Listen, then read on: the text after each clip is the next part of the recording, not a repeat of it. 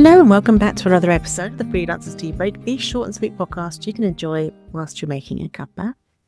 My name's Emma Cossey. I realised I never introduced myself, so I thought that might be a good idea in case you're new here.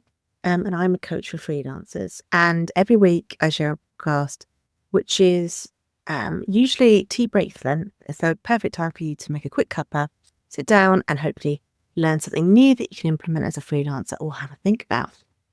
And this week I wanted to talk about amber flags. Now, I've talked before about red flags and green flags to look out for as a freelancer. So red flags, whenever I say red flags now, I think of that guy on TikTok who runs around with a giant red flag when he's responding to videos. That's you're either gonna know what I'm talking about or have no idea what I mean.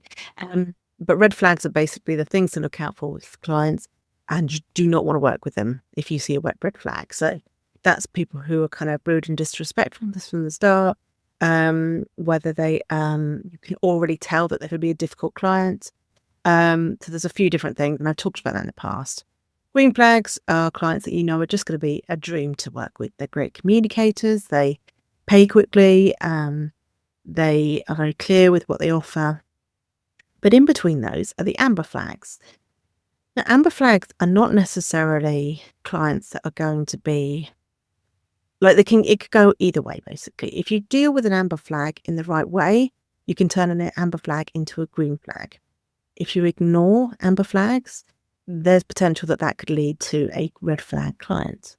So I thought I'd give you a few examples. So generally, I'm not a huge fan of clients who get in touch, want to work with you, and immediately ask for a discount. To me, that's not a great sign that I don't feel like they really respect and value what you're offering if they immediately want a discount. So that is already waving an amber flag. That said, this could go red, which is they undervalue your work and may continue to push for more and more discounts and free work. Or if we're looking at this from a more positive point of view, they might have budget constraints, but really value your work and are really trying to find a way to work with you. So as I've mentioned before, with discounting, don't discount your rate, discount what you offer. So easy example would be for a social media manager. If they usually offer 3 social networks, 3 posts a week, it might be that drops down to 2 social networks or 2 posts a week, or just doing something like consulting instead where they recommend things to do. So the idea is not that you reduce your rate, but you reduce what you offer to fit their budget. That could mean that you could then be working with a green flag client. If you find that they're not happy with reducing the work to fit their budget, then I would say that probably leans more towards a red flag. I think with any of these examples, by the way, you will kind of know what their intention is like around it. Especially if you're communicating through face-to-face or through a phone call. I think you'll get a feel for when people are really stuck with the budget, they really want to work with you, versus those that will always try and get a discount at everyone they work with. You kind of get an angle of that. So reduce what you do, not what you offer in terms of your price. And if you do offer any discount, you really need to clearly communicate that it's a one-off courtesy. So when you do your invoice, you need to have the full price and then a discounted price. So there might be occasions when you do that, whether it's working with a small charity that has a very small budget, or maybe you're doing some kind of trial or something, or maybe they're bulk buying. Maybe you can say, I'm happy to offer you a slightly discounted rate, but you need to pre-book me for 3 months and pay ahead, that sort of thing. So another example is unclear project scope. So this is where someone's come to you, but they're very kind of wishy-washy vague about what they're offering, or what they want you to do. So this can be a red flag because it could lead to scope creep and endless revisions, and them coming back and saying, this isn't what I want, but I can't tell you what I want, or can you make this more viral? Vague feedback that doesn't help. And they're also more likely to possibly dispute things over when they get the final results. And inevitably, they end up being the slower payers as well. But it could also be a potential green flag, because It could just be that they are not clear, or they've never worked with a freelancer before. They don't know what they're doing. And this is an opportunity for A, you to guide them through, and B, for you to tighten up your onboarding and really clarify what it is you want to know from your clients. And that will probably give you an idea. So say you have a great onboarding questionnaire that gets lots of information out of them. If you find you're doing that and you're still struggling to get a clear idea, then maybe that's more of a red flag. If you find that you have done sort of a questionnaire with them and they've got a much clearer idea, or they've had a bit of a moment of clarity, then maybe that's a green flag. So it's kind of a case of working out, is this somebody that has an idea of something but doesn't know how to achieve it? Or is this somebody that always has vague ideas and doesn't understand why anyone or why no one can ever meet their needs? So it kind of brings to mind people who are like, I want 6 figures, but I don't know how to do it.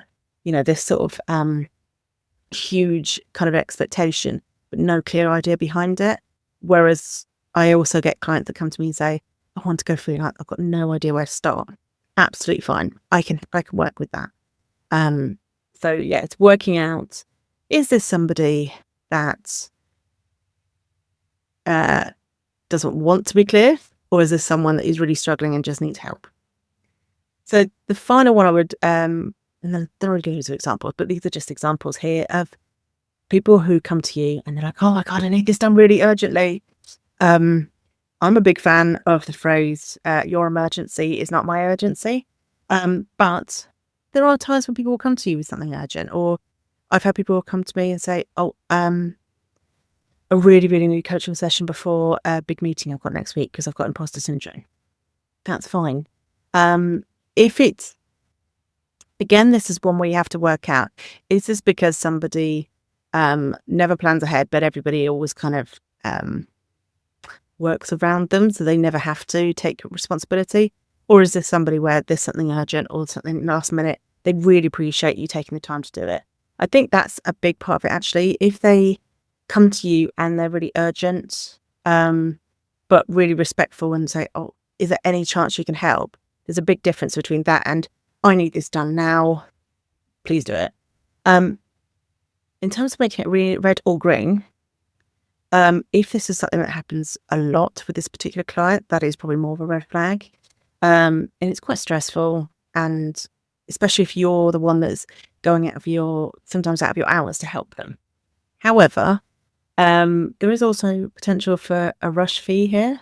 If something is very last minute, or you have to work on the weekend or something like that, you can charge rush fees. You can have that built into your terms and conditions, that if you have something that's been requested last minute, or you have to work over the weekend or anything like that, or evenings, to be able to provide the service, then you can charge a rush fee. There is a kind of a freelance triangle which has 3 angles. So you could have something either high quality, cheap, or fast. You could only ever have 2 of those. So you can have something fast and high quality, but it can't be cheap. They need to charge they need to accept the rush fee. The same goes if they want something fast and cheap, they drop the quality. But essentially, you can only have 2 of the 3.